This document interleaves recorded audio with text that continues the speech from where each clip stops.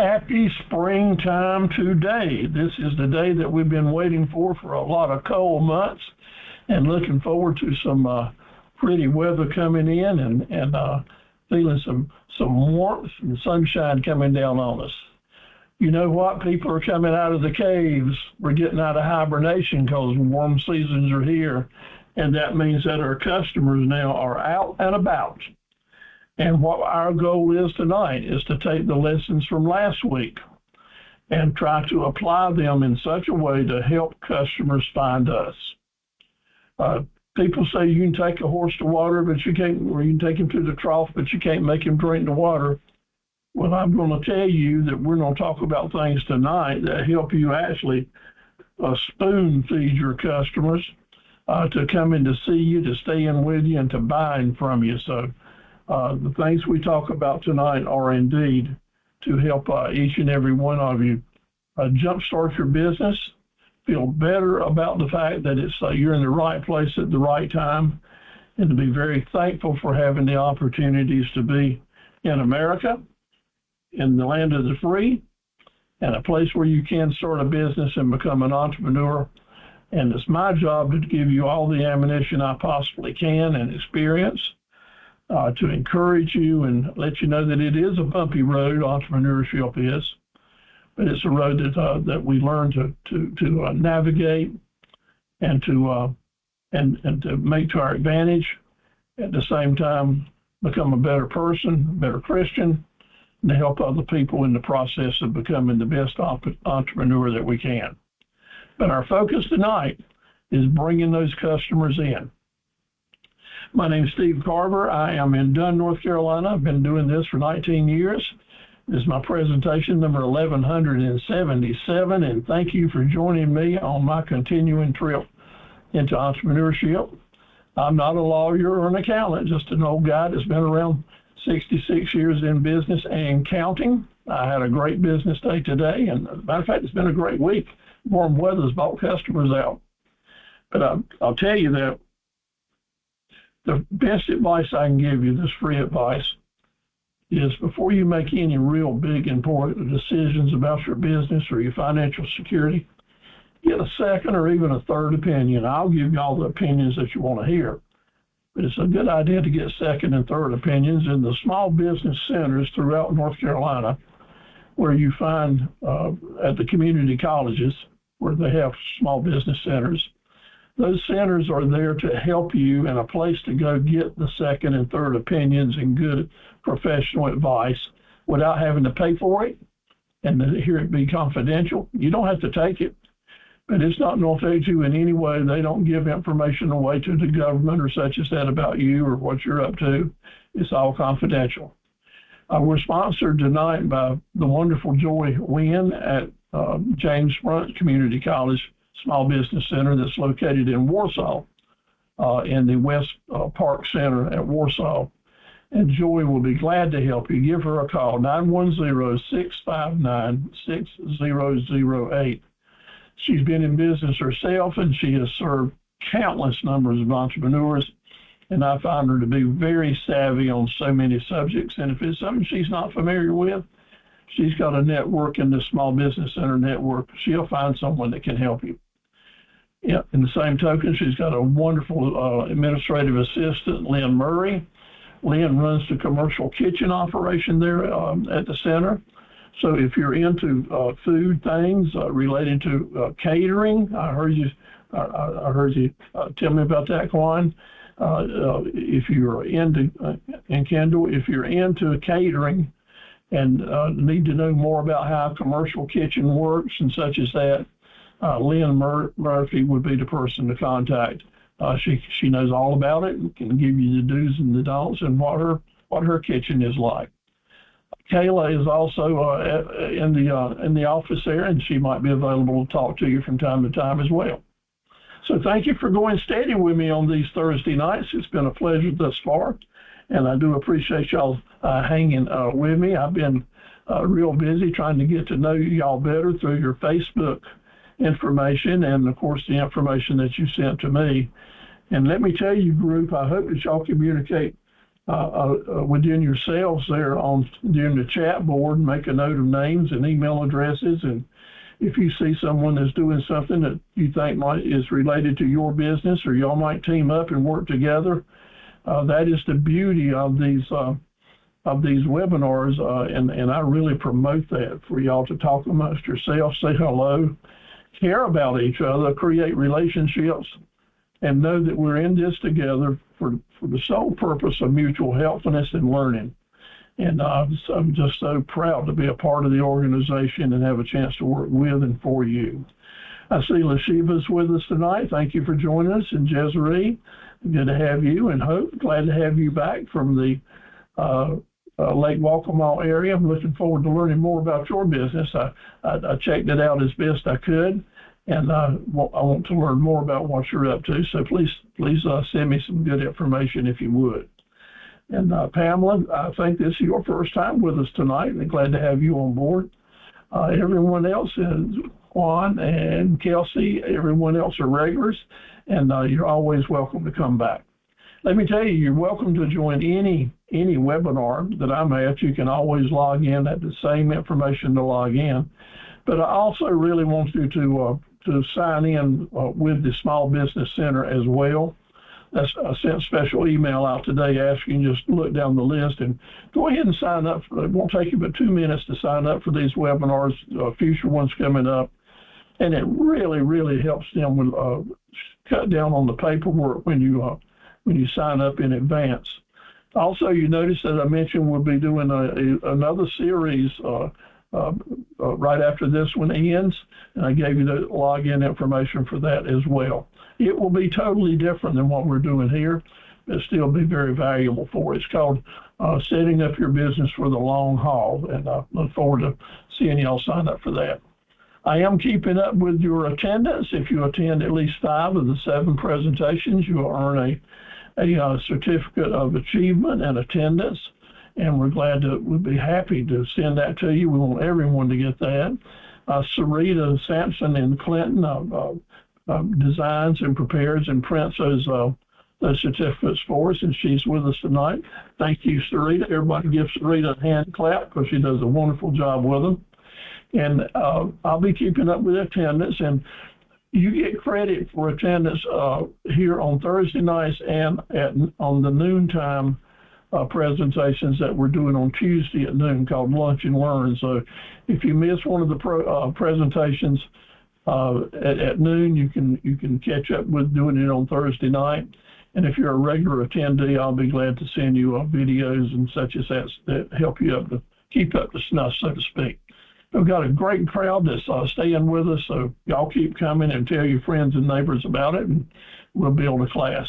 So let's talk about each other and what we've been up to. Last semester, Barbara Belton in Rose Hill was our first in class with her Fancy Shams company, and Barbara's promised to do some videos and start sending them back to us, but we want to honor her and the great work that she did with Fancy Shams, and look forward to maybe buying a pillow or a sham from her in the future. Look at there's Hope. Hope, glad to have you on board with us tonight. I tried to find you on Facebook and some pictures, and certainly do appreciate you sharing that. So looking forward to working with you. And what I could tell is that you're putting together some type of sales business, promoting Hope, and in so many different ways. But as you grow that and move forward, as you can see, that slide was done on June 1st, 2022, but I thought you might like that. So let us know what you're up to and how we can help you get there, and we'll certainly do it. But again, thank you so much for being with us tonight. So there you can see Hope's name on the board, and also here's her face. So thank you so much. So now let me say to you, there's a lot of people on Facebook with the same cotton picking name. And if I get the wrong picture or the wrong information off Facebook and give you credit for it, please don't be mad at me. Just send me a note and say, hey, Steve, you need to fix this or that, and I'll certainly do it. So we'll go from there if I get you mixed up with someone else. Kenyatta in Clinton, who is now in Oklahoma, learning about her business, which is about doing things with cannabis. And so she's out in Oklahoma learning about that. and sending us information. She did do her mission statement and got it on into us. I was proud of it. Sent us some pictures of the gummies that she'll be selling, making and selling and sending out. Carolyn, good to have you with us tonight. I've been so proud of you with the great business plan work that you had done. And I want to tell you, if you spent about an hour looking at all the work that Carolyn's already done and thinking about doing to get her nonprofit started, Jacob's Ladder for Successful Learning. There's a lot going on here. So, Carolyn, we're pulling for you and praying for you, and I hope you can pull this off and make it together. One of the questions I had, and I'll just ask you right now, and you can turn your mic on and answer it, is the work that you're doing going to be kind of all private, something you're putting together, or are you working with the Jacob's Ladder groups that seem to be nationwide? No, mine private. I had never heard of the Jacob's Ladder reading comprehension until you told me, so that was wonderful to learn that. So you're doing this on your own. That's fantastic. So in me trying to find you, I found about 50 other Jacob's Ladders throughout the country, and all of them seem to be great organizations. I didn't see any linkage, but I'm sure you'll want to check that out because someone may have done a lot of the work for you that you can just learn from them and make it easier for you. So let me encourage you to check that out. It might be very rewarding for you. But thank you for what you're doing, no doubt, and for sending us in the information. And I love your mission and vision statement. It's all about being the champion for children. So we certainly love that goal and hope you get there. Christina Lee in Jacksonville is in the bling business. I mean, she's all about selling bling for people that want to wear it. I got so excited I might want to order me some ear bobs. If you think it'd do this old head any good, I'd do that. But Christina's done a great job with her $5 bling logo and marketing, and hoping for the very best for her, and look forward to working with her, maybe even getting to meet her. She's got great presentations on Facebook. Let me encourage y'all to get on Facebook and check out what some of your classmates are up to and seeing how they're marketing their products. Is pretty darn special. Carla is also in Jacksonville, and she's in the bling business as well. I hope she'll join us tonight. I sent her a note and was telling her that I was looking into what she was up to. But Carla's got a little place she calls Carla's Corners, or Corner, in the paparazzi business and doing the bling. And she's very active in her business. She has some active posts. Some of them even were posted today. Looks like today she's featuring some Easter elements with it's like the little bunnies and stuff. So Carla is very active in a small business lady, it looks like. Also promoting some special sets that she's put together with some deals. So we all can learn things from marketing and how to make it work. So Carla's a real busy lady. I'll mention to you as well, she is a part of the Small Business Center at Coastal Community College.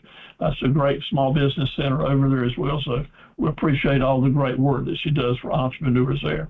And some of y'all are in the Jacksonville area as well, so maybe you might want to go by and meet Carla because she's got a great team there. Jennifer is in Roxborough. She's been with us, Jennifer Day, and apparently she is getting into and active in the travel business, setting up her own business called Travel 4 Days, going along with her last name. So wishing her the very best with that and trying to help her with it as she goes.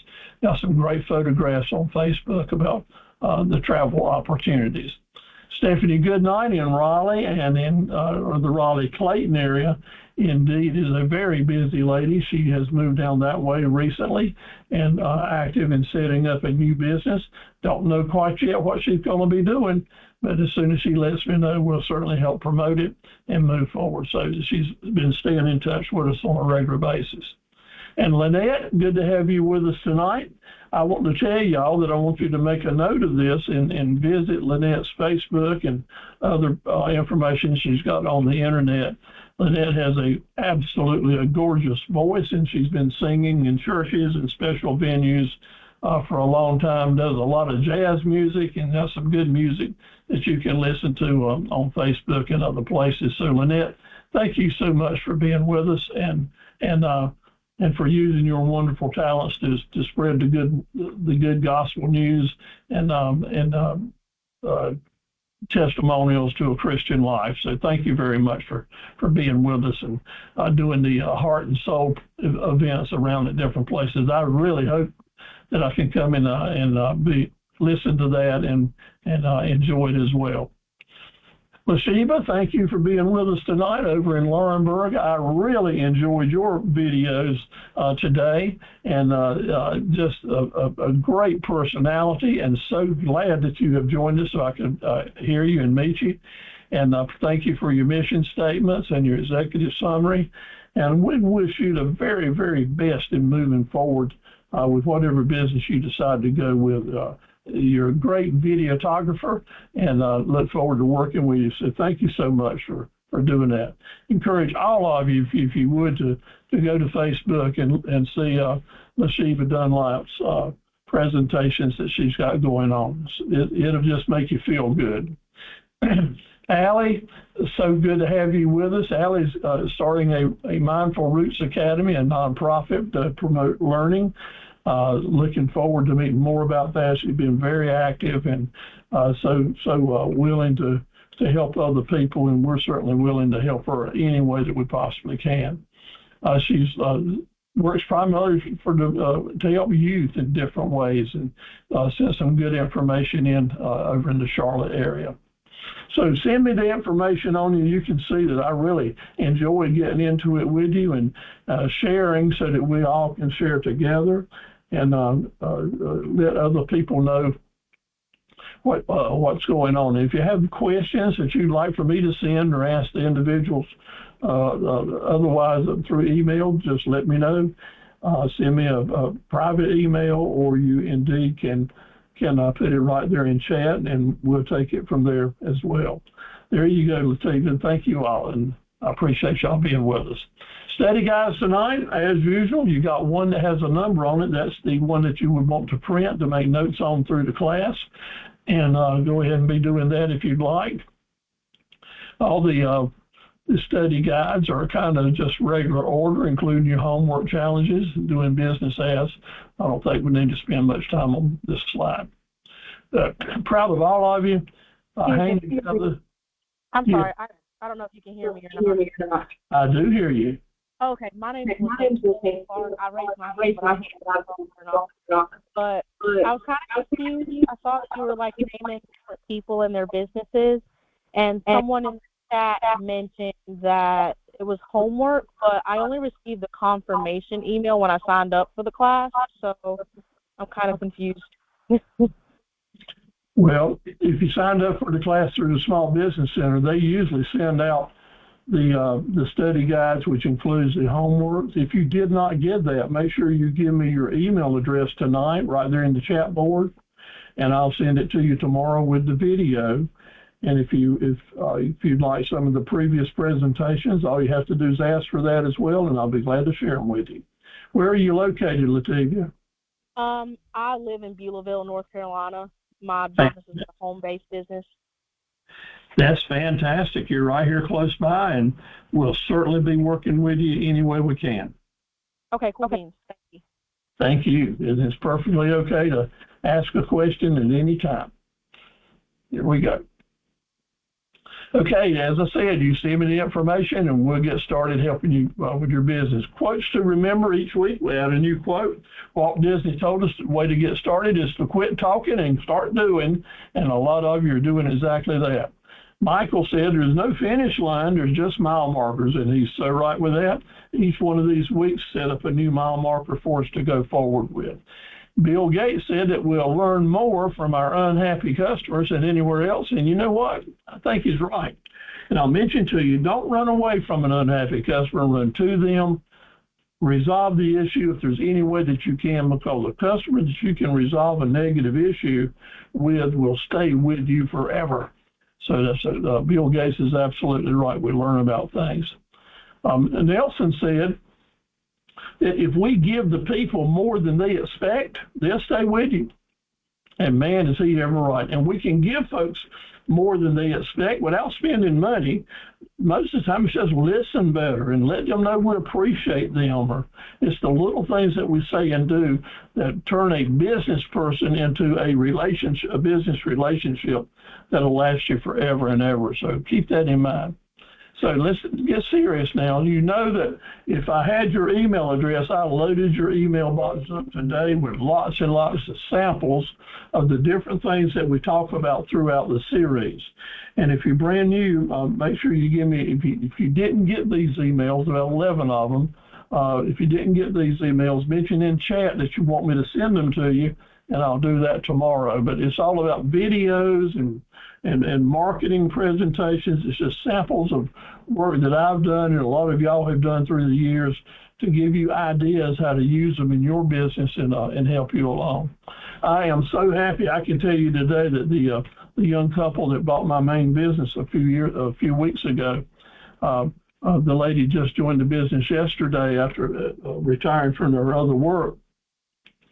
She came forward with the very best video for farm equipment I have ever seen, and I'm so proud of her.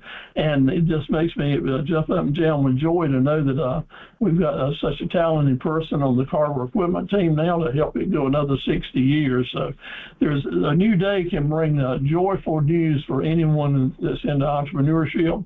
And well, here's her picture of her. Here's a sample of one of the email we sent out right after they bought the business, calling it a generational event. This is Kyle and Jesse Smith from Clinton. It's a picture of them. Over here is a picture of me and Kyle closing our deal. But these samples that I've sent to you, and here's another example of how to write your mission and vision statements. Please do this. It's not going to cost you a penny, but the brain power that you commit to doing these statements will stay with you and help you have a better, more meaningful business. Here's another one of the promotions we sent out on how to design your email to get the most attention with photographs and colors and buzz statements that turn people on. The tricks of doing a really great video. You got a sample on that with a lot of information. I do a lot of research on Facebook, as you can tell. Now, let me tell you, the world is doing a lot of searching in Facebook, and if you're not there with some type of presentation to help promote your business, then get there.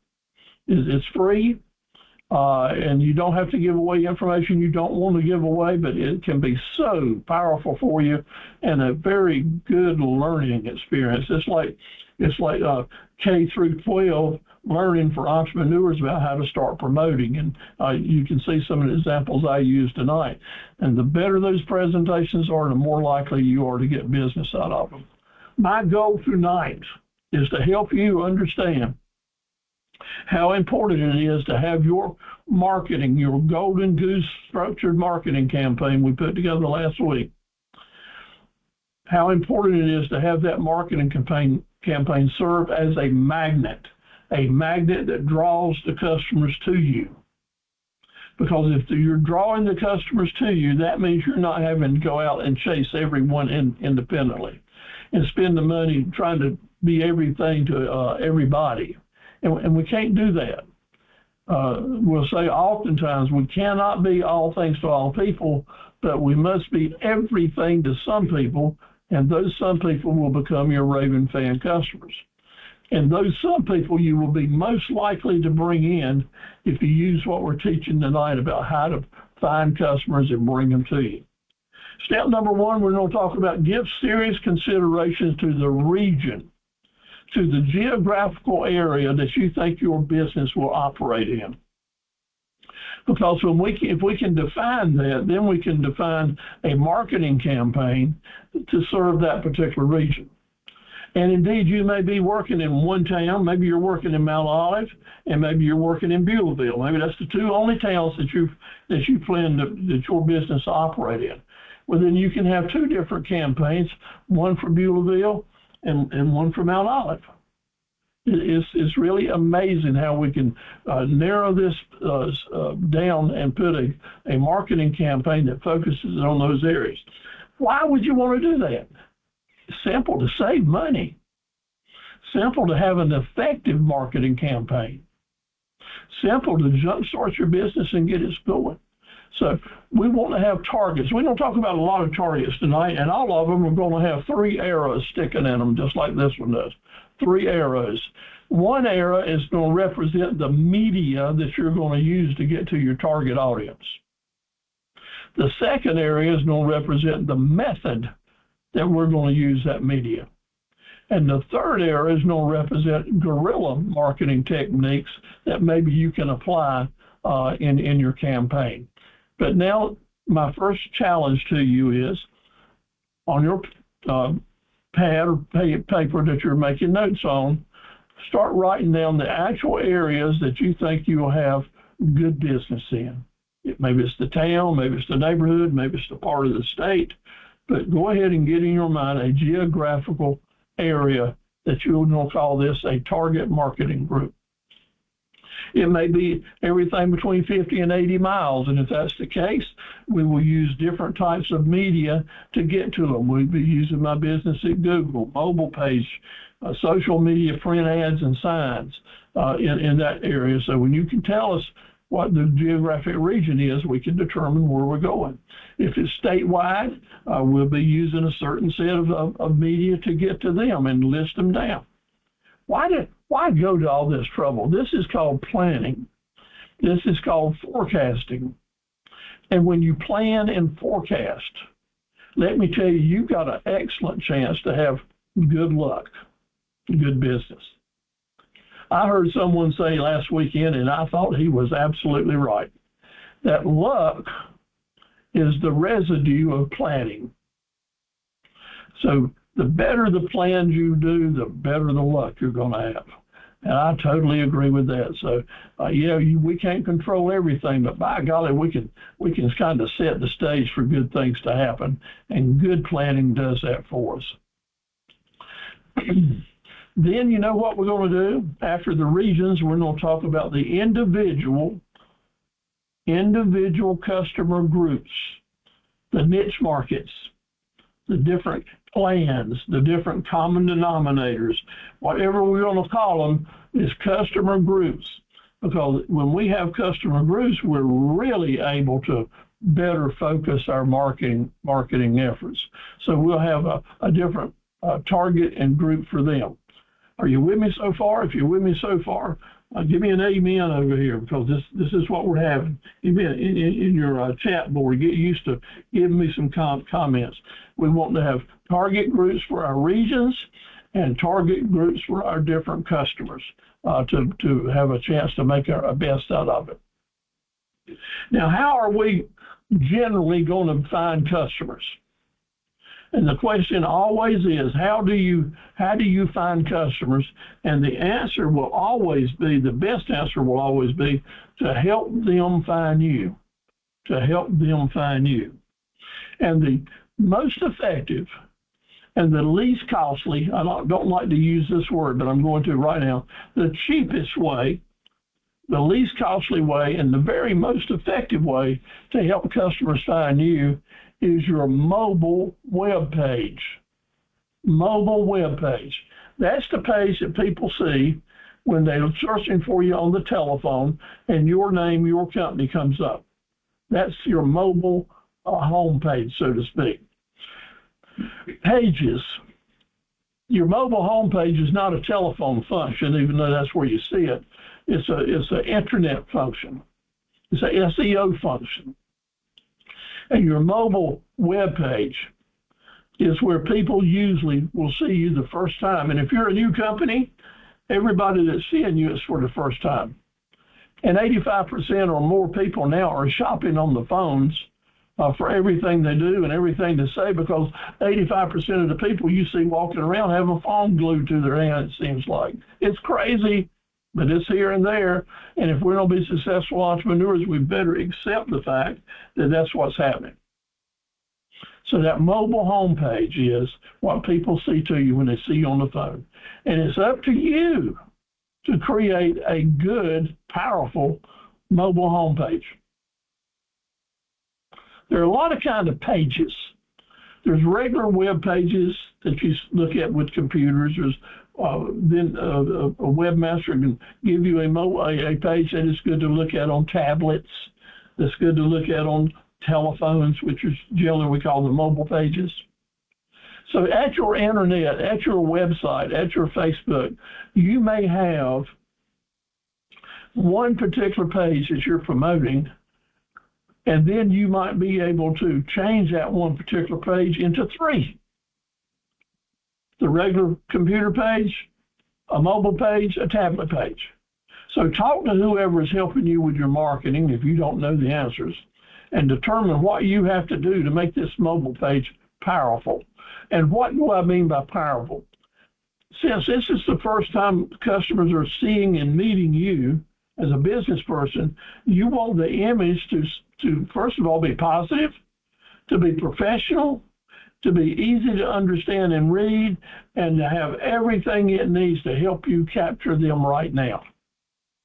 Picture yourself fishing out by the pond, and you got a cane pole and a bobber in the water, and that bobber is just sitting there floating.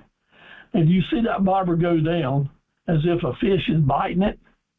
Well, let's parallel that and say you're sitting out here in the internet and you're offering your products on the internet, and your mobile page is offering it to most of the fish, and someone locks on it. They actually come to that page and they're looking at it. The bobber's going down, my friend. And what we want to do is to make sure if they're looking at it, then we hook them. We get their business. We don't let the competition get a chance to get in their business. And our mobile page, if it's powerful, will indeed encourage them to call you right now on the telephone, call you. And if it's late at night, maybe somebody don't want to call you, let them have another button they can push to send you an email message or a text message. Yes, you can do that. And that way the customer who likes the photographs that you show him or what you say there in big print right on the top of his telephone screen has a chance to do business with you right now. That's what we're after. Get them now, get them first, and get them good. Get them means get in contact with them and start a relationship. This is what I'm encouraging you to do. Now, you can take your screen and scroll down and have other information all about these different products and all, or they can tap one of these pictures about the product or service you've got and go right straight to a mobile landing page. How about that? But your mobile page is number 1 in your book. And I've got 2 or 3 mobile pages for the different things that I'm into. So we do them all. Now, the number 2 cheapest, least costly way to help customers find you is going to be pretty incredible. And we talked about them last week, and you probably already know what it is. But the number 2 way to help customers find you right now is through your raving fan customers, your RFCs. Please go to the chat board and type in RFC to help you remember how important raving fan customers are. These are the people that do business with you and then go out in the world and advertise for you. And they'll do it year after year. But we have to keep sending them fuel. We have to keep sending them ammunition to tell other people. So it is staying in touch with those raving fan customers, like those sample emails I showed you a few seconds ago, staying in touch with those raving fan customers and encouraging them to stay on fire for you. Tell them what's new, what you got going on, what the programs are. We have to send them continuous promotions to get the most effective promotions from them to new people.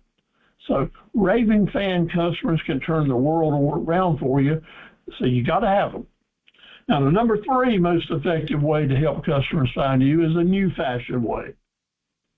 And this may be brand new to you. You may never heard of this, but there's such a thing as My Business on Google.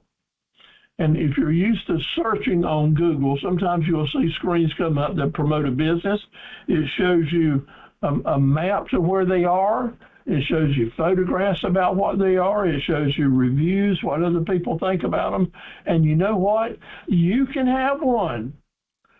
Google wants you to have one. And whether you've got a website or not just yet, you can have a My Business on Google account, which will do a lot of what websites will do. It'll help customers find you and call you and get in touch with you. And you want to do this. I want to tell you, do it. Do it. Yeah, pretend it's the summertime and we're out on the end of the pier and you don't know how to swim. And the water's not 4 foot deep, about like at White Lake. And I'm encouraging you, jump in. You're not going to drown. You can just learn how to swim in the shallow water. That's what you can do here with My Business at Google account, is learn how to swim in shallow water. And it's a great opportunity for you. I want you to do it. Number 4, YouTube. YouTube videos lead to YouTube video channel. And your YouTube video channel can be yours at virtually no cost. And what this is another website. And it's scary because these YouTube channels have so much power over and above everything else we talk about in today's world. I can't believe it. I'll hear 20 times a month a customer tell me, well, I went shopping at the YouTube University. They're calling the YouTube phenomenal a university, a learning experience, and they're right. Because you can go on YouTube and type in a subject topic and go to a video and somebody will talk to you and show you all about it. You can't just do that on every website, can you? But with YouTube channel, you can. So yes, let's learn to do these videos. Let's learn to do these videos. We indeed need to find ways to do it ourselves and to make it really work good for you. And I've got a YouTube video channel. It brings me a lot of business, and I want yours to do the same for you. So that's the big 4. You need to remember those. But there are a lot more. We're going to go through get 9 of them. So what's the best way to help customers find you? Is to have a diverse amount of marketable profit centers.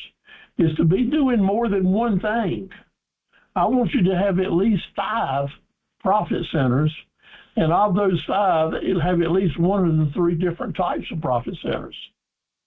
And when you do that, you're setting yourself up to have a diverse customer base, people who will come to you for different reasons and different things. We want to have as many profit centers as we can, and we want them to be kind of related to each other, kissing cousins, so if someone gets one thing, maybe they'll be interested in the next thing. So that we'll be using what 3 words? What 3 words promote upsells and cross sales and stacking profits? Who remembers our previous discussions? What 3 words promote upsells, cross sales, and stacking profits? Type it in now. What 3 words are they? Simple. I encourage you to get a tattoo with these 3 words. Because every entrepreneur will benefit profit-wise for years and years if they know these 3 words and use them in their marketing campaign. The 3 words are, there you go, Carolyn, thank you so much. Everybody look at your chat board. Carolyn got it just right. By the way, and by the way, and by the way, hey, thanks for buying this, and by the way, I've got this, and by the way, I've got this. Having a lot of profit centers that are linked together, kissing cousins, so to speak, and being able to say, and by the way, you also might want to buy this thing here too as well. That's a big deal. Diversified many profit centers. Number 6, we want to find as many target customer groups and region groups as we can.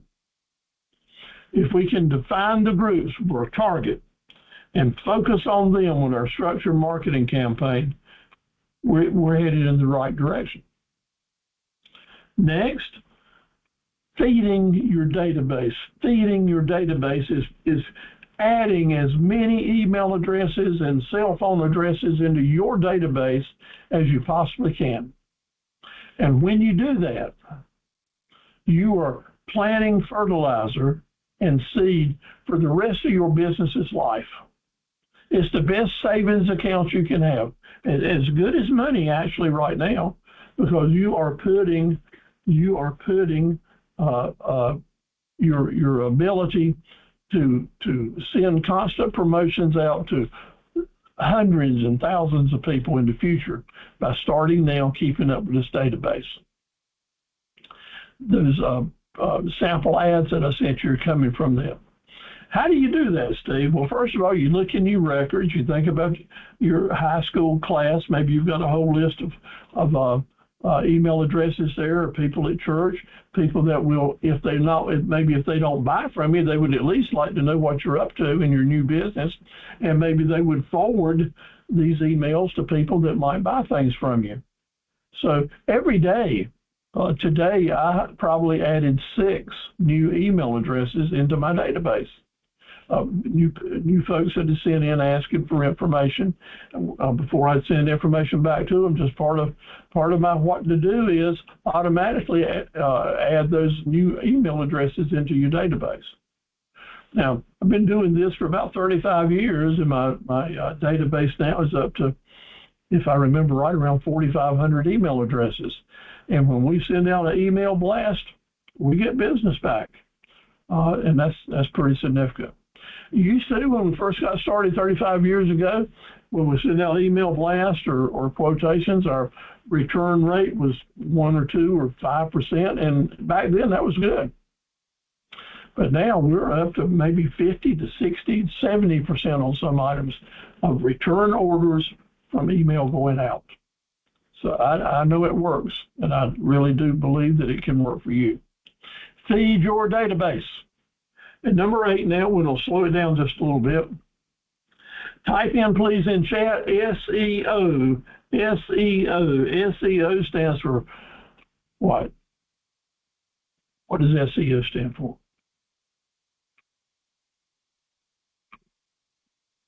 Well, we'll find out. Because what it's all about, SEO, and I'd rather you just remember SEO, is indeed fixing your pages, having the right content on your landing pages so that when people land there, it's kind of like flypaper. They land there, they stay, and they nibble, and indeed they're going to buy something. Search engine optimization. SEO, search engine optimization. Thank you, Hope. You thought I'd forgotten it, didn't you? To be quite frank with you, I did have a blank spot there for a minute. So search engine optimization is what it's all about. I sent you a very valuable handout. No charge. And if you didn't get it, I'll send it again to you tomorrow. And I want you to read this. I want you to sit down, drink your coffee or drink your tea, take your time and absorb some of this so you'll have a DNA understanding of what it's all about. Now, you can read for months and years about search engine optimization because there's so many people trying to sell the service, and everybody's got an opinion like other things. But here's the way I see this. I'm going to give you what I think that you need to know to get started into SEO. Number 1, it is important. Number 2, it is powerful. Number 3, we don't relate to this as being organic. This is the content that we put into our web pages, that we nurture into them and fill them up with, that on its own, like a plant growing, creates traffic to come to you, the search engine. So I would say that search engine optimization is a skill set or an art form even that teaches us to apply the right content into our web pages to help our shoppers find us before they find our competitors. We want to have a higher ranking than our competitors do so the customers have a chance to see our ads before they see anybody else's. Who is it that makes SEO work? Who is it that's searching this content on the web page? Pretty powerful stuff in the search engines, indeed, through their all their AI now, I guess, that they have, are able to locate the web pages that have the same words in it that you're searching for and show you. And they will show you those based on a lot of criteria that we will talk about later. But our goal here, my sole purpose in having you sit there and listen to me talk about this is we want our web pages to be seen before our competitors are, so we've got first chance at the business. The better we do in this and the higher ranking that we can get, the more business we're going to get. I think, in my humble opinion, that there's 9 primary factors in making SEO work for you. And as you are looking at these and thinking about it, these are the suggestions that I asked you to consider as you're building your web pages, as you are talking to your webmaster, as you are considering the different DBAs that you will use to name your web pages and to name your products. That's where we're coming from here. This is real life things that we can do individually or with the help of our webmaster. Number 1, I preach that if the web page name up at the top of it, the name, the search engine's name there, I mean the URL name is, if the word that someone has typed in that they're searching for is a part of the name of that web page, they're going to get a first shot at it. That's all there is to it. Because the search engines are going to see those page names first. So as we're naming our pages, we're going to remember how to name our pages using DBA strategy to name the same product, the same service that we're selling, as many different names as we can lay on it that our customers may be typing in will help us get a lot of traffic. Does it work? Heck yeah, it works. Do a lot of people know this? Heck no, they do not. This guerrilla marketing thinking. Number 2, mobile friendly, as we've already talked about. When you have a web page that is mobile friendly to a telephone, your chances just went up 85% that people are going to find you, because 85% of the people are shopping on their phone. So as we design our web pages, we want to make sure we click over in the link and that they are mobile friendly and do whatever it takes to get there. I can't tell you what those things are. I'm not a webmaster, but I do know how important they are, and I do know that it's not an expensive thing to ask your webmaster to do. When we're putting up new web pages at our websites, if it's a landing page or one that I think really can change things, I always put a second note onto the instructions to the webmaster. Make sure this page is very mobile friendly. And then he'll create a regular web page and he'll create the mobile page. Yeah. Number 3, YouTube is owned by Google.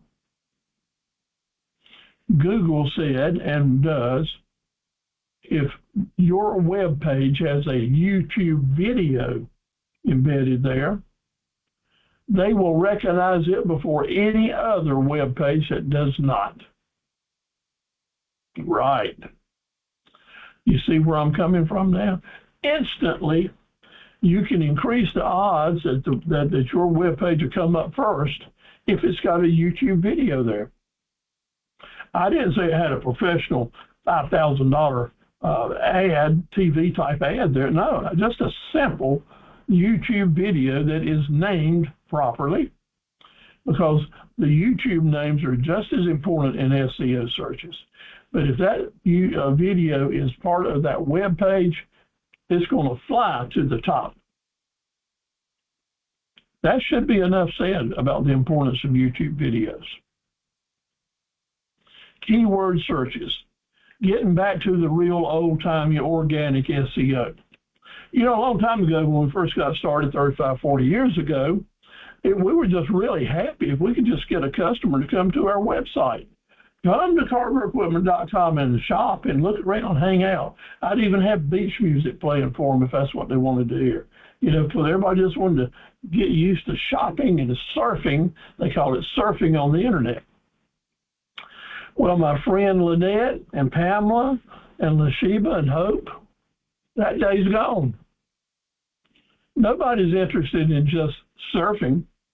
When you and I go onto the internet now, we are usually going on there with a search term for a specific item.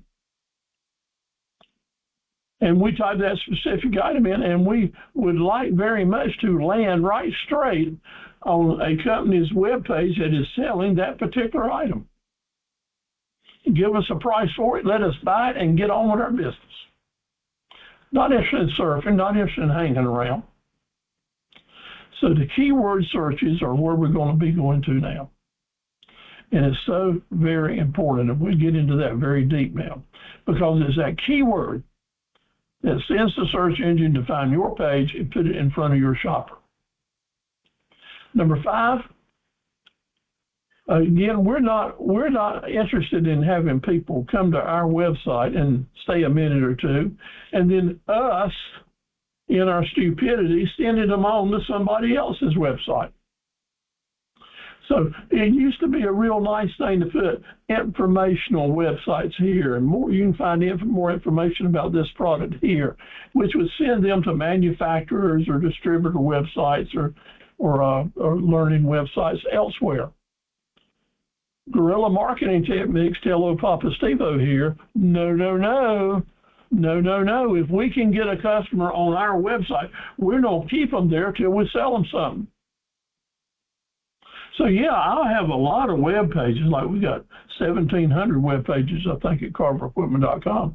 And lots of links all over that. I mean, anywhere you want to go, you can go to our website and stay 5 or 6 hours and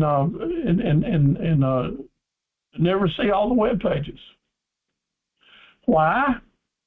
Because the guerrilla marketing person in me says, if our marketing campaign can get them to our website, I want to keep them there until they buy something.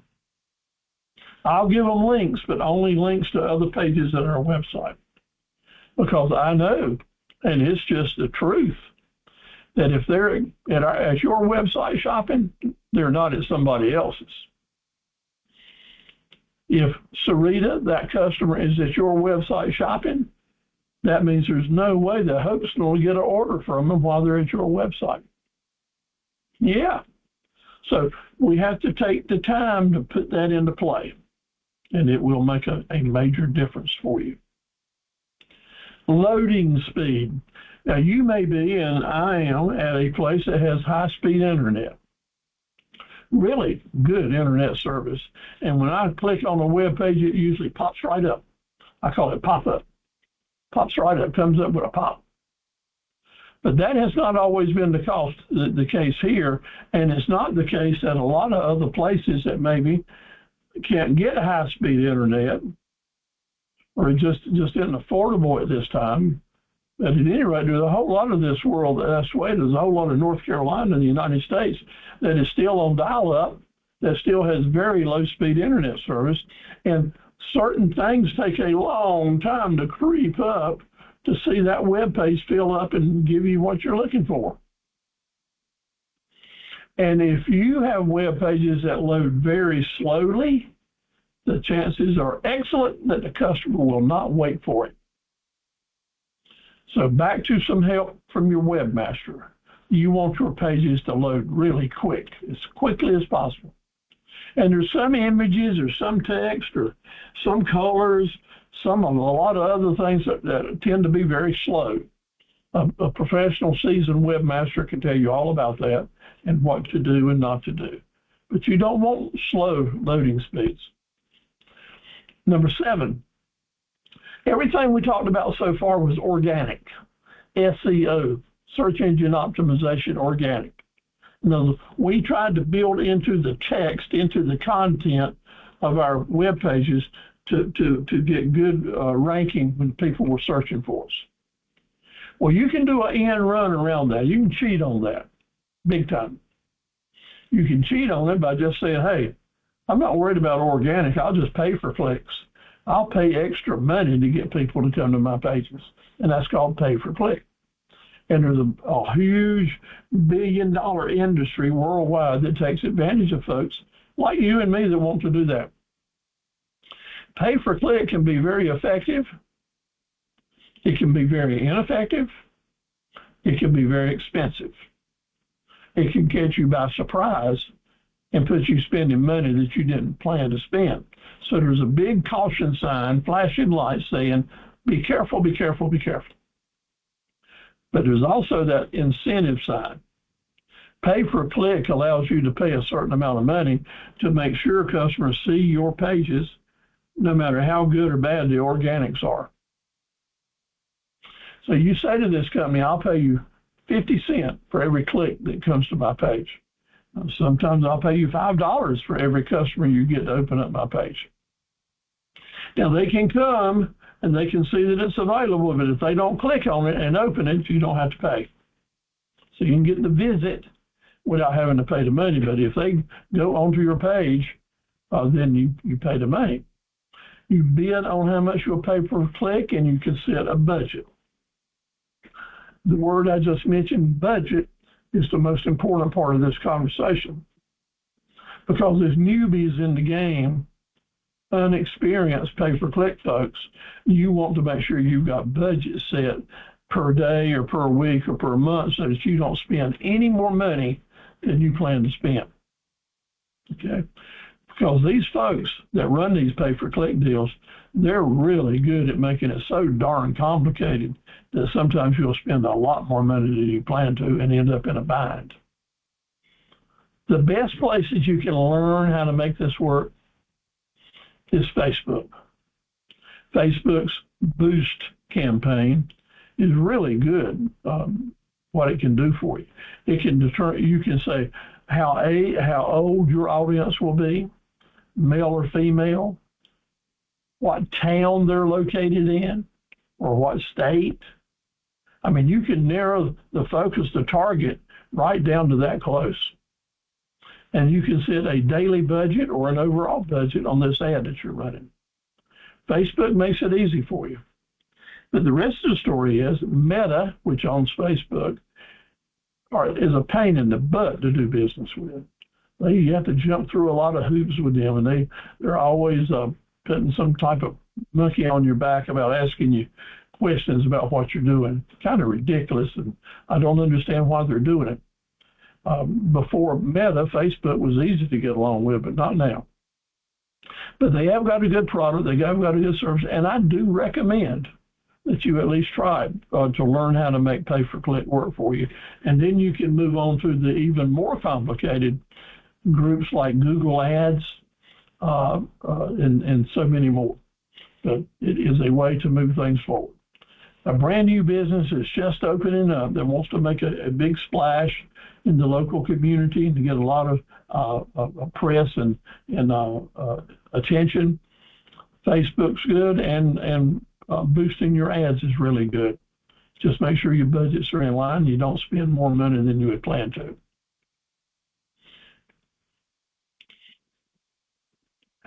Using social media, as I've talked about tonight and other places, is a good way to get people to come to your landing pages.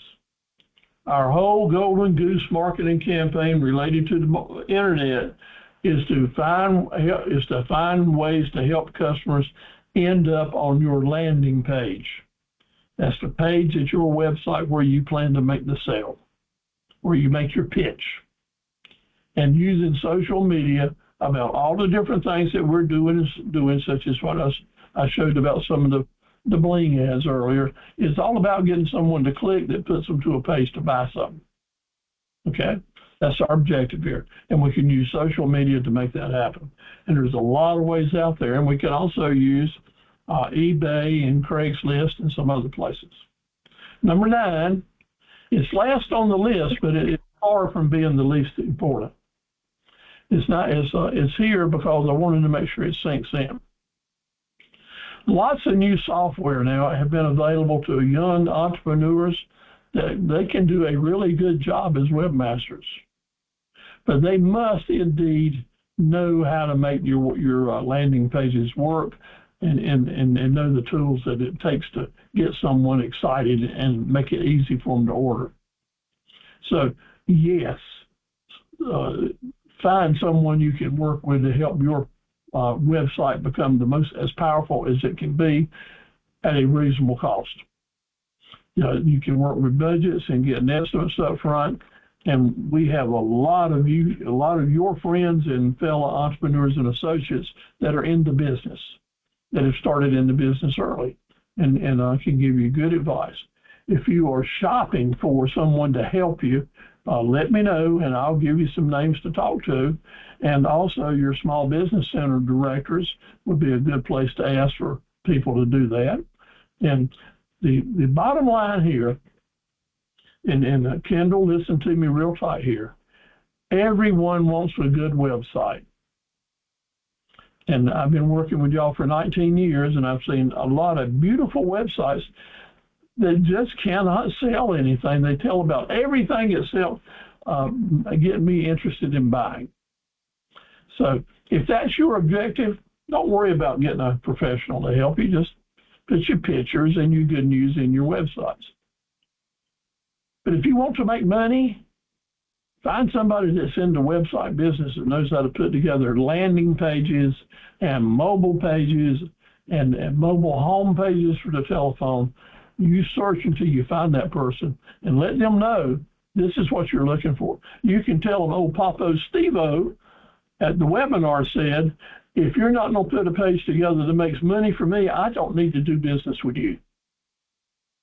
And if I'm stepping on somebody's toes that don't know how to do this, then it's all the encouragement you need to learn, okay?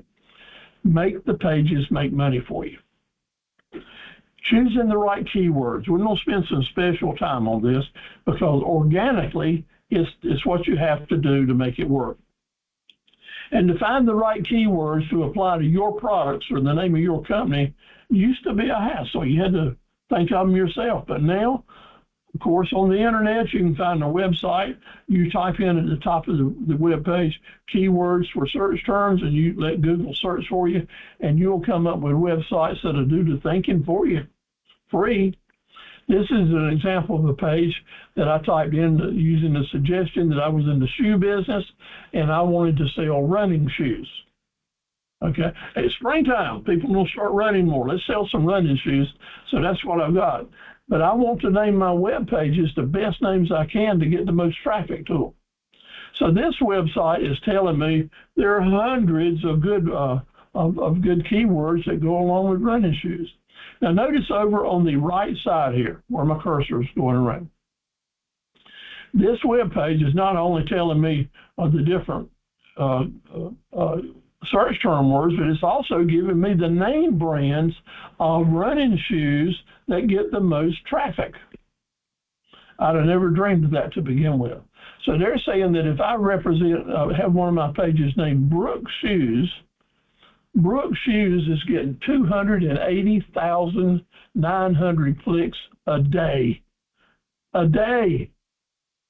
And therefore, if I'm selling Brooks Shoes and I can advertise their products, I am automatically guaranteed some good web traffic, which teaches us another lesson. Everything goes in a circle, doesn't it?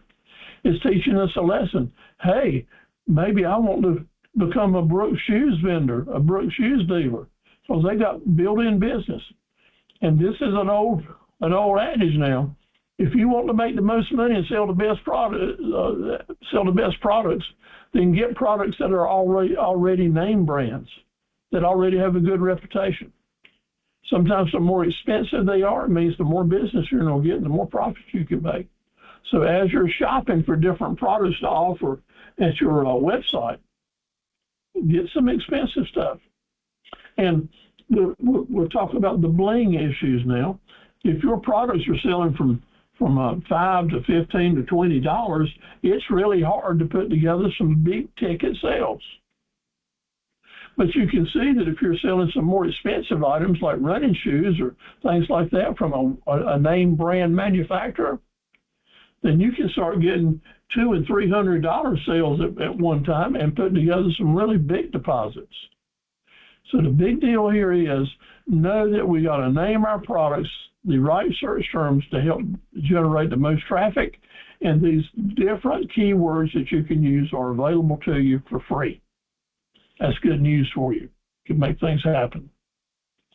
Once you get the different keywords that you want to add onto your web page, add onto your web page. In other words, include them in the content. SEO is always referring to content. And I'm saying that as you add these particular words onto a web page, you are increasing the content. And the more content you add with that particular word, that particular search term someone is using, the better the chance are your web page will have a higher ranking above everybody else. The guerrilla marketing tool is right here at the bottom of this web page. Down at the bottom of every web page, you can just keep adding stuff. And you can add whole blocks of different words, just simple words, or cities and towns and states that will help increase the ranking or acceptance of that page when someone types in the term that's written down there. It's just loaded into the bottom of the page. Here's another example. These are towns and cities on one of my pages that I knew a lot of customers in the area would be shopping for these particular products. I just put the name of the town and the city down at the bottom. Now, why would I do that? I'll give you another little guerrilla marketing tip. The search engines, when they're sending you to certain websites, take into account the location that you're at.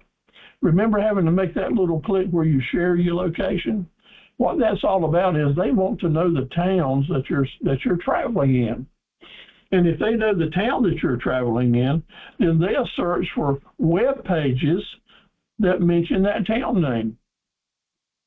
You know how sometimes you'll be searching for something and something will come up and it's not anything to do with what you were searching for, but it just happens to be a restaurant or a farm equipment dealer or a service contractor in that particular town because you're traveling there. So search terms now let you know real quickly, or I'm letting you know real quickly now, it's important you take this into consideration.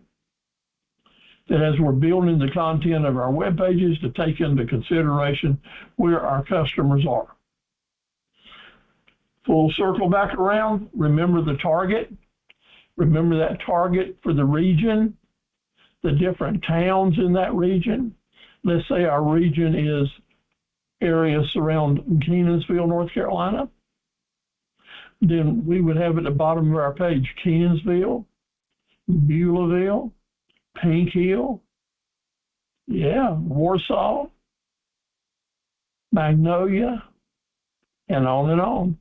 Just the names of those towns at the bottom of the web page would help a customer who's shopping, driving through Magnolia, see your web page. To get that information, you start now thinking about that target group, and let's get that word in there so that we can easily add them to our web page. Here's another example of one of the blocks that I used, just full of content words. Now let's go to our landing page. We've all been to birthday parties for children, right? And we can have all the singing we want, all the blowing out the candles, all the presents being opened up. But the highlight of the birthday party is cutting that birthday cake for the kids and all the kids taking a bite. That was the happy ending to the party. The landing page represents selling. The landing page represents customers reaching into their pocket and pulling out your money and handing it to you. The landing page encourages them to do just that. Part with their money. Send it to you. Part, send, cash flow. Landing page. Please go to chat and type in landing page. And know that as you're typing that in, it needs to be something that you're thinking about constantly in the future. Your landing pages have to be sending the message out that is not take it or leave it. We're not going to have those words on our landing page, take it or leave it. No, no, no. Our landing page is more about options, options, options. Hang around here. Look at what we can do for you. Look at the different ways we're trying to find common ground with you. Look, hey, we want to build a relationship with you and help you buy this thing. That's what the landing pages are for. And you know, there's some really nice websites that entrepreneurs put together that don't have any landing pages. It's crazy. We're in the money-making business, and we make our money on the landing pages. We give them the prices. We show them the discounts. We tell them all these options, how they can build, buy different ways to have different prices. Well, there's no reason to leave and go somewhere else because I can stay right here. I can stay right here with LaShiva and buy what I want to do, and she's telling me that I can pay different ways, or I can take some discounts here or that, or I can come and get it, or I can assemble it. She's giving me all the options I need to feel really good about doing business with her. And I even got me a red button here that I can click and place an order or ask questions if I have to do it. And got so much information here that I don't have to hang around here and read about it. Yes. I don't have to hang around here and read about how I can do business with LaShiva, and I don't have to go shopping somewhere else because LaShiva is not saying take it or leave it. Are you with me? Give me an amen if you understand what I'm trying to say to you. The landing pages are the most important money makers on your website. We need them. We need to think about them. We need to change them when they need to be changed. Landing pages. Hallelujah, they're a good thing to know all about. And on these landing pages, we can use the same words over and over and over. A landing page is a perfect place to increase the number of times we use a certain word, which is a search, which might be the search word someone is using. Don't worry about doing ditto marks. Type it in. Say drum more 100 times on the page if you can, or Baylor or whatever. The more times that word is on that landing pages, the more people are going to land on that landing pages if they use it as a search term. That's right. Man, this is a good thing. This is a fun thing to do.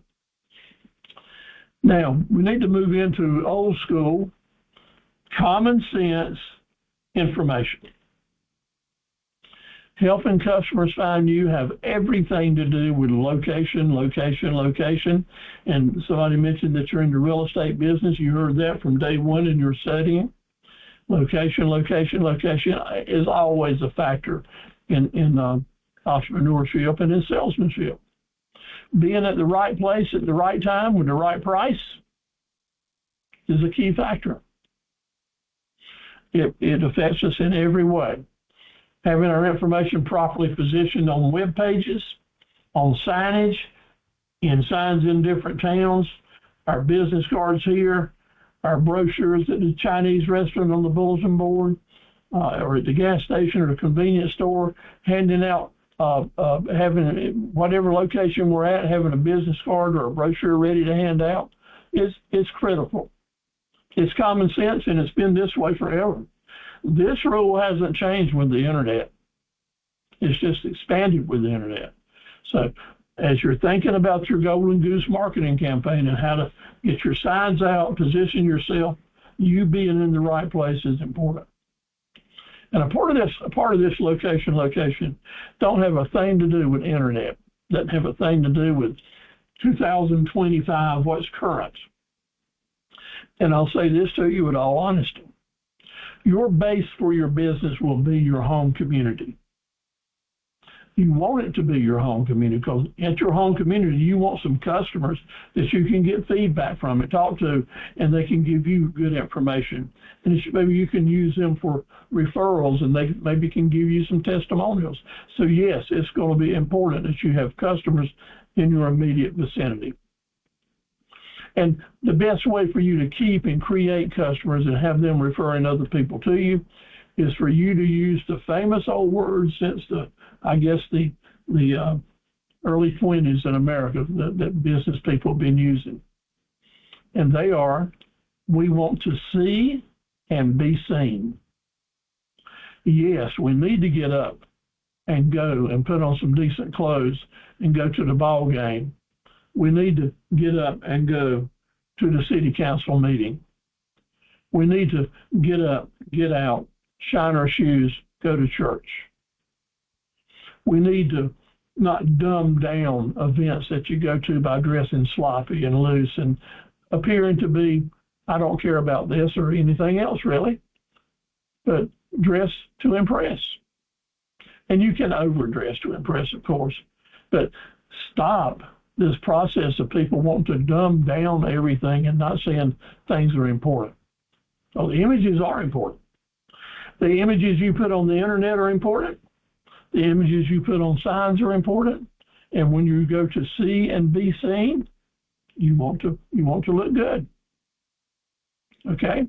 And you want to have a smile on your face and a personality that is a winner. Don't give up on yourself. I'm not going to give up on you. Now, I sit around here at the house giving these webinars and doing my businesses and such as that, and I love loose-fitting clothes, so I'll have on sweatpants and socks or flip-flops below my waist and a coat and a tie sometimes on top because I'm working, with a screen here. And you can be very flexible, but there are times that as a new business person, as a wannabe entrepreneur, dress it up, baby. Go for the nines and impress folks by saying, I care about you and I'm showing you respect by not dumbing down everything that I'm doing. It's hard to put this into words. I'm trying. I hope you're getting the message without me acting like I'm preaching to you. But I'm sure that all of you see some situations that just do not encourage. I'd like to meet this person and learn more about them. Okay? We want folks to see us and say, I kind of like the way they are carrying themselves and acting and are dressed. I wouldn't mind shaking hands with him or with her and learning more about their business. This is on people's minds. It's on your mind. So remember that. Make it work for you. And as you're doing your videos now, this is a chance to practice doing it better and better. Down to the brass tacks. What can I give you concrete that you can go to work with tonight? A lot of you have mentioned that you're working hard on getting ready and doing some homework assignments or challenges and working on that, and I appreciate it. But maybe you're saying I'm in a slump. I'm just don't seem to be getting anywhere. What can you do to help me jumpstart my business? Well, this will work for you. Take your notes and apply what you can. There's not a single piece of information here that will hurt your business. There's not a single piece of information here that will cost you a lot of money. Every piece of information will require you to do some rearranging of your priorities to get it done. I know that. Number one, as I asked from the first night, identify your profit centers, put them in such a way as it could be considered a menu. Think about how you can group them to create upsell opportunities where somebody might want 1, 2, and 3 to create a bundle. But list them down, create your menu, put some idea of a price tag on it because you have to have that for your business plan, and put it in writing and send me a copy of it. Yeah, I'm challenging you. You're going to need that with anything you do in the future related to your business. Number 2, identify the date that you want to be in business. Is it next month? Well, let's get on with it. If it's 6 months from now, let's get on with it. Because in week 2, I gave you that planner where we can decide what the different things have to be done, and you can start getting to pass those mileposts. Next, let's get into printing and pricing and discounting and doing our pricing strategies on the different things that we're going to be selling. We want to remember that our advertised sale tag price is the highest price that we think the market will stand. And everything below that gives you room to discount, to plan for negotiations, etc. To be under, you want to be purchasing under fair market value so we can sell above it. Look real closely at that study guide I'm sending to you named pricing, because it goes step by step through the whole process. Know that having the ability to put together bundles is going to help you stack profits and make a whole lot more money with a whole lot less customers. Bundling is a good thing. Today in our orders at Carver Equipment Company, we had 5 or 6 nice orders, equipment orders, and 2 of them were bundle items. And those bundle items moved that order from a $6,000 order to a $16,000 order. And the customer was glad to do it because we were able to help them complete the sale.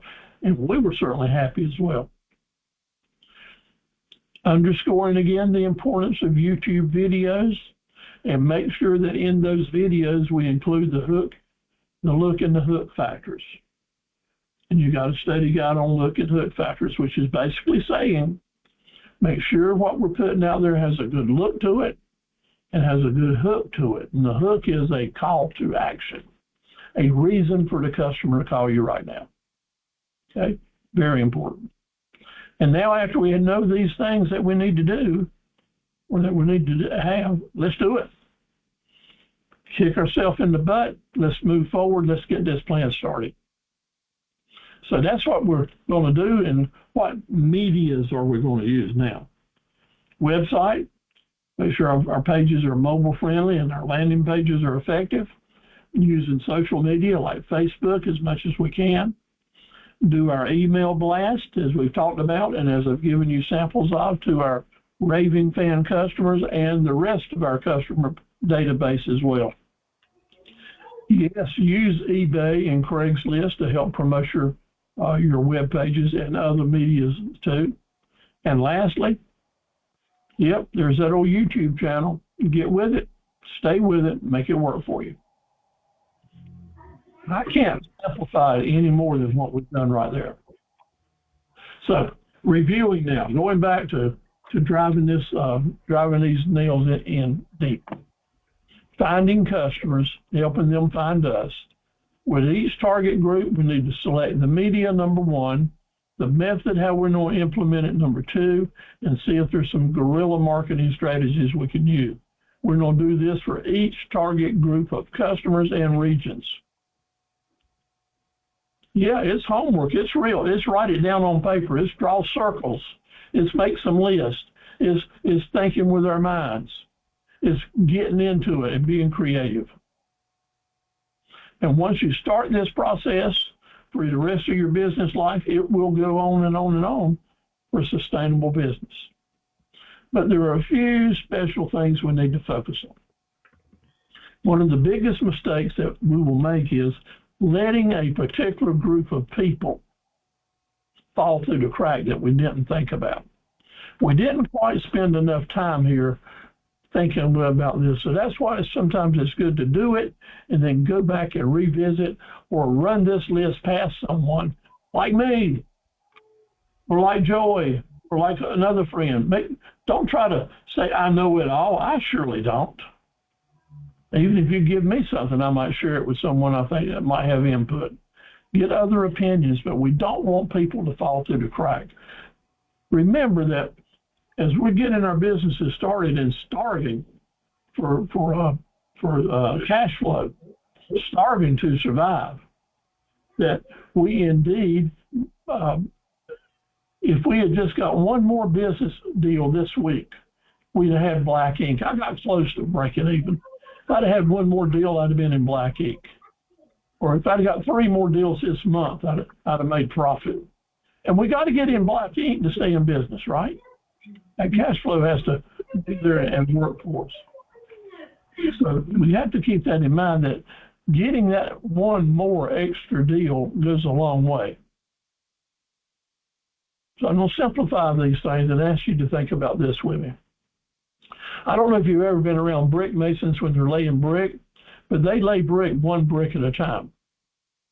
No matter how big the structure is or how small the structure is, when a mason puts a brick into place, he makes sure it's plumb and makes sure it's level.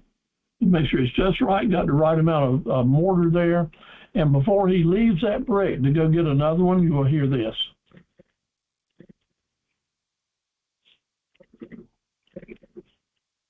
What is the mason doing when he's hitting the top of that brick with his trowel and tapping on it? That's what we hear, tapping that brick. What is he doing? Getting the air bubbles out. That's exactly right. It's called setting the mortar. Thank you, Kelsey. He is setting the mortar. And that turns that mortar compound into glue.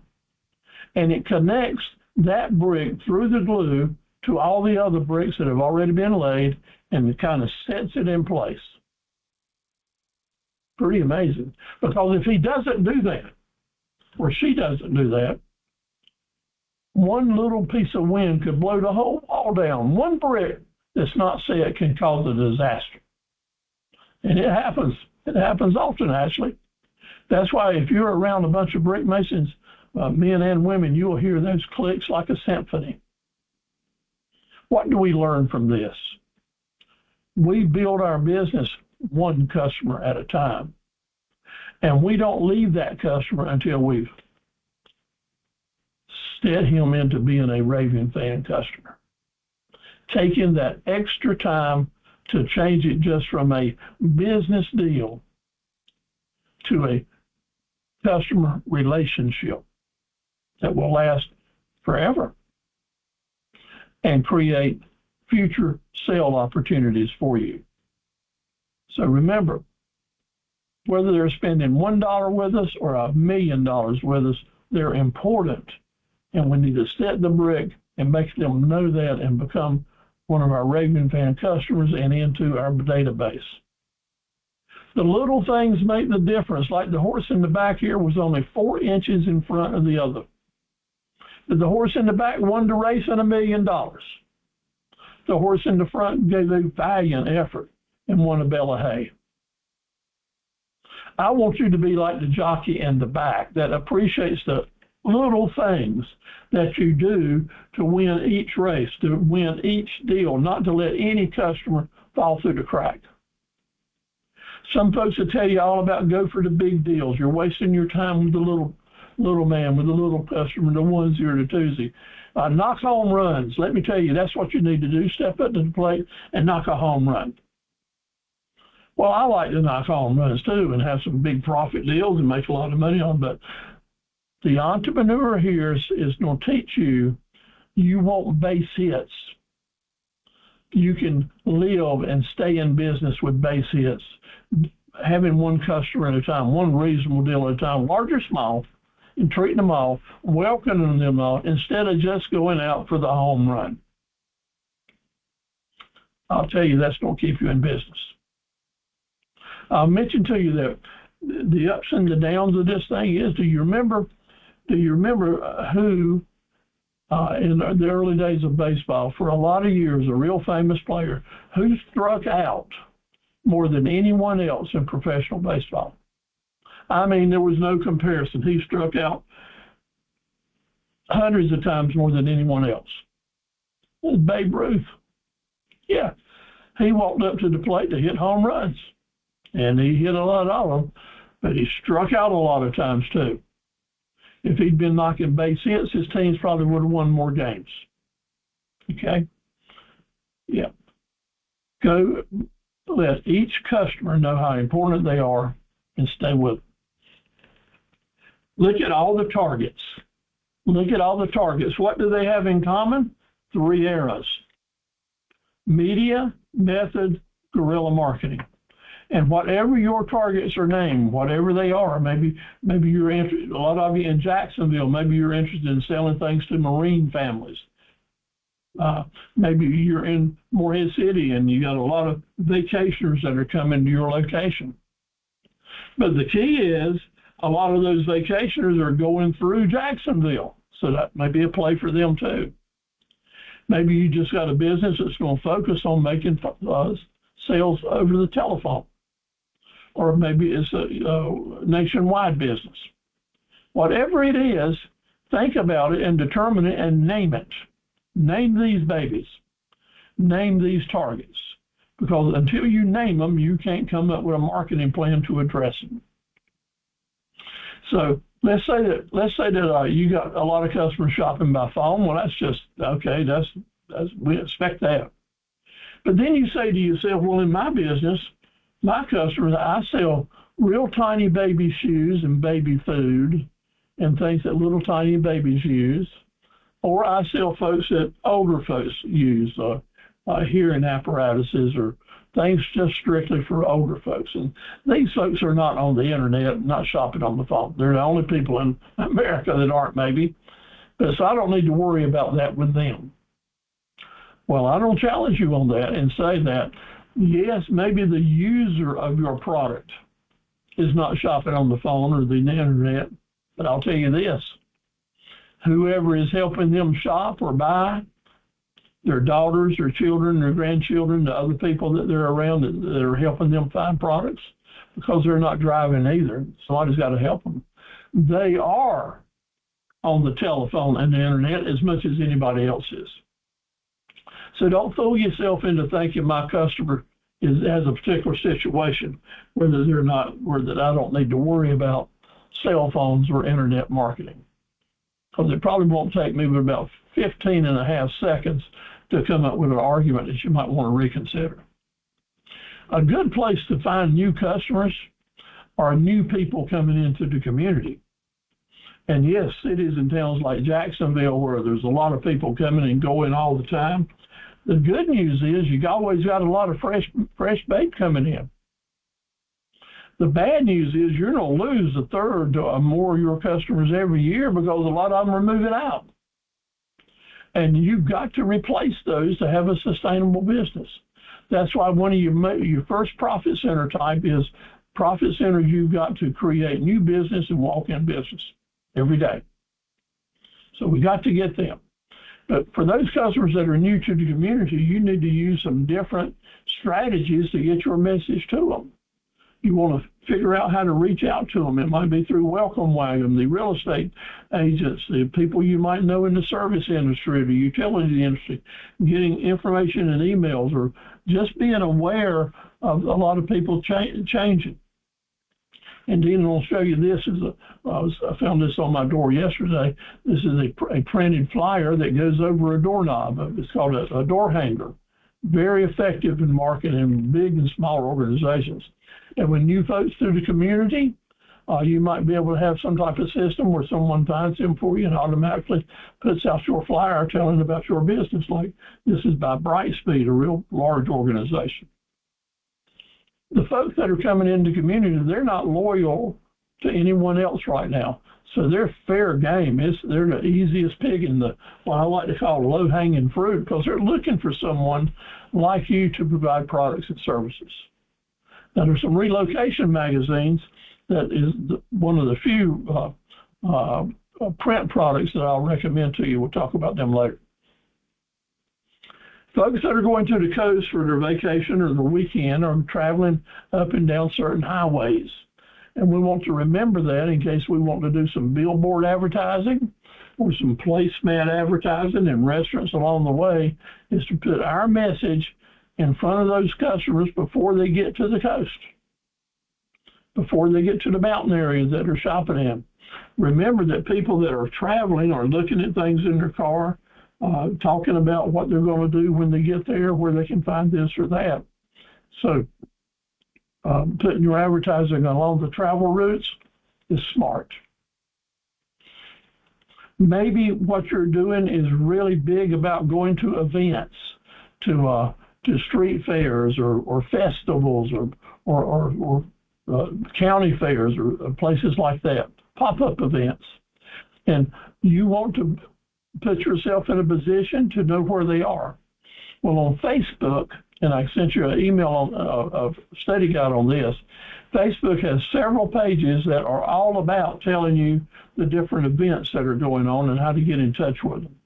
Really good web pages on Facebook. So you might want to check those out, and they're in your study guides. But the most effective and the most beautiful piece of marketing tool that I've seen recently is on the internet, on the website. called North Carolina Festivals and Events, NC Festivals and Events. And whether you're into pop-ups or not, this is a pretty good place to go check out because you might want to go to one of these events. This website starts with a calendar and tells you where the different events are all through the year. And then they tell you how to get in touch with the promoters, what the costs are, general information, gives you a chance to give them a call. Now, this is the place I want to recommend to you something quite serious. A lot of you through the years have told me that you do this, but you really had some bad weekends because you drug your mess all the way to here and there and set up and paid several hundreds of dollars and spent money and didn't make a penny, ended up losing money for the event. That happens a lot. So I suggest to you, if you've got time or if you can or if it makes sense to you, go to some of these events just as an individual to check them out before you decide if you want to go set up. Learn the details. Get a real good idea of what your costs are, because in your first year or first few seasons, because there may be a smaller event that can make you a whole lot more money because it's closer, they have lower fees, and maybe more people that buy what you buy. This is, again, the place that you will really use these targets that you've drawn up to determine, is this event in an area that will serve me well? And sometimes you'll just write people off or write these events off because there's a low likelihood that in this region, these people are going to buy from you. And then those that are a high likelihood are those you'll put at the first of your list. So don't forget, NC Festivals and Events. Now, again, let's get back to the fresh bait. The media, the method, and the marketing tool that you're going to use, the guerrilla marketing tools. The different medias go a long way. There's a lot of different types. I put them in your study guides, a lot more than is on the screen. Of course, it's the web, it's cell phones, it's print media, social media. And signs, we need to spend an extra minute or two on. Signs give you extra opportunities because they are there and they create continuous marketing for you, letting people know that you're here and alive. The 27 times rule we talked about last week, these signs are very effective for knocking that down because they remind people that you're here and give a message to them. And these messages they get help you when you come forward with an expensive ad and spend a lot of money. They already recognize you as being credible, and therefore you don't have to buy so many expensive ads because you had smaller marketing ads out here working for you. So different types of signs could go a long way to help you. And this is kind of A to Z. Over on the left is an old dilapidated sign in your community or near you that hadn't been used in years, but it's got good structure. Now, these structures can cost several thousands of dollars. And indeed, if you can find the owner of that property and talk to them and maybe ask if they'll sell it to you or rent it to you or allow you to fix it up and not charge you, that you'll put it in good shape so that they can rent it in the future. Sometimes you can get a year or two free use to the sign by doing that before they would consider renting it to someone else or want to come up with some type of renewal. Sometimes the two people can do a renewal thing like that. Taking old signs and making them work is a good way to save some big money. Over on the right here, the gorilla is saying, hey, that mailbox flag is attractive, and I can fold a piece of paper and slip over it and get my message out, spend almost zero money. I cannot put my message inside the box because the U.S. codes restrict you. It's against the law for you to mess inside somebody's mailbox, but you can slip this over the flag. Now, in the metro areas around Raleigh, Cary, Chapel Hill, Greensboro, Charlotte, a lot of contractors use this for what I call neighborhood marketing. They'll go into a neighborhood 1 week and just go around to all the mailboxes and slip these flags over. You will get somebody to bitch and complain about it. There's always someone in the neighborhood. Don't worry about it. All they got to do is throw it away, and you say to them, well, thank you for the call. I will not do that again, and move on and forget about it. It's not against the law, I don't think, unless some people have written some rules I haven't heard of in the last few years. If you know of in a community where it's against the law to use mailbox flagging, let me know and I'll include that in my content here. But it is a really effective way to help people like people doing maid service, mowing, pressure washing, lawn service, tree trimming, those kind of things. This is a good way to effectively advertise in a neighborhood. Okay. Another good way is indeed to share billboards. Now, some of you are from actually in the Pink Hill area and maybe have seen this billboard from time to time, but several small businesses, several entrepreneurs can rent billboards and share it. It's called co-op advertising, and the sign companies love it. They will help you, give you very good prices. Always know that the sign companies want to negotiate or will negotiate for a better deal for a certain term. So don't hesitate about asking them about that. But this might be a great opportunity for you to enjoy a $2,000 a month advertising space without having to spend but $400 or $500 or less. So keep that in mind. It's a good way to save some money. The different methods are listed in your study guides. There's lots of them listed in your profit center, the Raving Fan customers, way you're introducing yourself, your websites, and on and on. So many different methods that you can be using. Really important to remember that the Google Map service, when you get my Google on account, or my business at Google account, when you get that, you automatically get a map to your location or different information how customers can find you. But on your actual website, you can also add a Google Map locator on the web pages themselves. So know that, and that's a very important factor for a lot of different types of businesses. Now, my business, we had a Google Map locator, not where the business is, because I operate out of home. I don't stock any inventory here. A lot of customers come here to pay and then go on to the location. But on my Google Map locator, I actually located this place that people go pick up the equipment in Wilson. So you got flexibility there. Some of you may be operating out of your home, or you don't want customers to come to your home. Well, you figure out different places that they can send, or you can meet them, a restaurant or the post office or a bank location. You've got flexibility with that, okay? Guerrilla marketing. I mentioned that a lot. What is guerrilla marketing?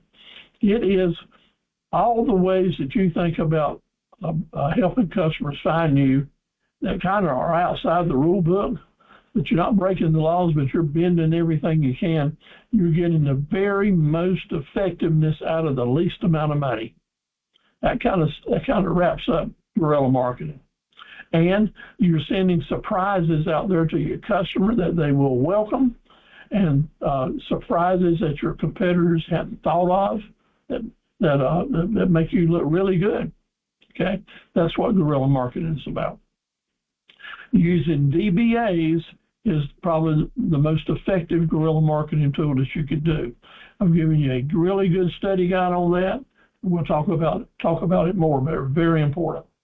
Using Facebook and eBay to send people to your web pages, different testimonials and hospitality messages you send, good guerrilla marketing, and so much more. DBA is a good example of that. Some of you will always say, or used to say in my meeting, well, I don't want to use DBA, Steve, because it'll run my advertising cost up, it'll run my accounting cost up, just be a pain in the butt. I don't want to do it. And I'm going to say to you right now, no. Using DBAs is a very positive cost-cutting method that you can use. Catalog, grocery store, cereal aisle, you'll see Kellogg using 66 or more different DBAs on their products. One company, lots of things to sell under that name brand. That's what you're after here. Getting good exposure for your main name brand, but also naming your products, these search term names that people will use. Then we'll have a different web page for each one of those search terms. Load up Facebook and eBay pages with simple ads that are number one, maybe putting some pictures there, but they're all sending customers to your website. Doing it very inexpensively, but very effectively. eBay and Facebook are the most powerful search engine targets that they are. You can put a simple, low-cost, almost nothing ad on eBay or at Facebook, and the search engines will find it before they find your very sophisticated web pages. Can't do anything about that, but you can. You can use those powerful places like eBay in Facebook to send people to your page. That's what the world is doing. That's what the smart folks are doing. Testimonials serve the purpose of relieving anxiety. If you've got good testimonials that your prospective customer can see, they will feel a lot better about doing business with you because other people have done it and put it in writing. So now, rehearsing. Develop a different plan for each customer group. We're going to have media and method for each one of them and take care of it. Remember, a lot of you are in coastal regions that have lots of visitors and vacationers and weekenders. The season starts today. Spring is here, and from this day forward, your traffic's going to go up. So get with the program. The season's in play right now. If whatever you're doing right now in March, mid-March, will pay you dividends all through the summer. So it's not a time to sit back and procrastinate. It's a time to move forward. Now, use this Welcome Visitors Guide. I know there's one in Wilmington. I know there's some in the Crystal Coast. I think there's maybe some in Jacksonville as well. These are the books where the people flooding into the community pick up at the restaurants, pick up the real estate offices, at the rental places. This is the place that you would want to have your advertising easily accessible to folks coming into the community. So you want good location in these books. I suggest to you try to get the inside cover or the page 3, which you open up, or in the back of the book, the inside back cover or back cover. Don't waste your money in the middle of the book. Location, location, location has everything to do with your ads as well. There's an exception to that. Some of these books have different sections, some for different types of products, different types of services, or particular communities. As you look at the book, if some of these places on the inside make a difference to you, then you might want to buy inside advertising. Otherwise, stay away from it if you're not getting good location at the book. This is a reminder to look at your different travel routes that people are coming down I-40 or Highway 70, Highway 64, Highway 17. All of our vacationers and travelers use these roads. You might want to put your advertising at some of the stops that they're making along the way, so they'll be thinking about doing business with you or calling you on the phone as they're traveling into the area to check you out. All right. Lots of people coming in on vacation are using that phone, deciding where they're going to stay, where they're going to eat, what they're going to buy to get more information from folks. So be smart. Get your advertising out in front of everybody else. If your business is nationwide, then we're going to use some of the tools we talked about with the different towns, the different ways that we will approach them, the different pay-for-clicks that we might use, the different town locations we might put into our content pages, depending on what it is. Maybe indeed we got a strong presence of customers in Dallas, Texas, but nowhere else in Texas. So we'll figure out a way to focus on Dallas. Or we might just be looking at Montana, which doesn't have many people at all, looking at a place that we can just focus on sending our advertising across the state. Got a lot of options, lots of ways to do that. The lesson I'm preaching here is think about it and send your advertising messages in dollars where they're going to do you the most good, and don't waste them other places, okay? Going outside of North Carolina, you got lots of different methods and medias to use. They'd be different. Now, closing it up, there are people who don't know that you're in business. These people, some of them are folks that you really want to have business. Excuse me. They've been in business a long time, paid their bills, and you would welcome them as a long-term customer because they got a great reputation. In front of those decision makers or people that are sitting there, and we call them the gatekeepers. The gatekeepers are those that say, no, we don't need it, not taking any interviews today. These people, to most entrepreneurs, become their enemies, and you hate them because they're making you waste your time when you're cold calling. And through the years, people will say, I'm never going to cold call again. Get over that, because these gatekeepers, when you call on them often enough and regular and create a friendship and a first name basis, become your raving fan customers. They can open the doors for you when the doors are ready to open. Do not give up on cold calling. If you've got customers you know would be good for your business close by, you set them up on a 6-week visitation. When you visit these gatekeepers, you remember their names, something about them, so you next time in you'll have something to talk about. Bring a piece of candy, a flower, a flowering plant. Do something to start a positive relationship with them. Then one day when the door opens, you'll be able to get the business. You have to remember the cruel reality is you're not going to get that business until somebody dies, retires, or moves away, and then doors are open. If you're in line at the door, then you'll have a good chance to get the business. This pays a big dividend for a lot of people. So let me say to you now, remember, spring has sprung. Let's get the planning. Let's start marketing. Let's start forecasting. Let's put things in gear. Everyday type things. Let's make sure we got our images out there. It's springtime holidays to get those things. Lawn and garden season is here now. If that's something you can add to your products and services, do it. Right around the corner is the 4th of July and Memorial Day. Think about that. Are there things that you can sell or offer or play into it if you can play there and get with it? Yeah. Oh, Walt Disney said, let's quit talking about it and start doing about it. Wrapping up. Effective mobile page. My business at Google. Landing pages. Testimonials. Videos.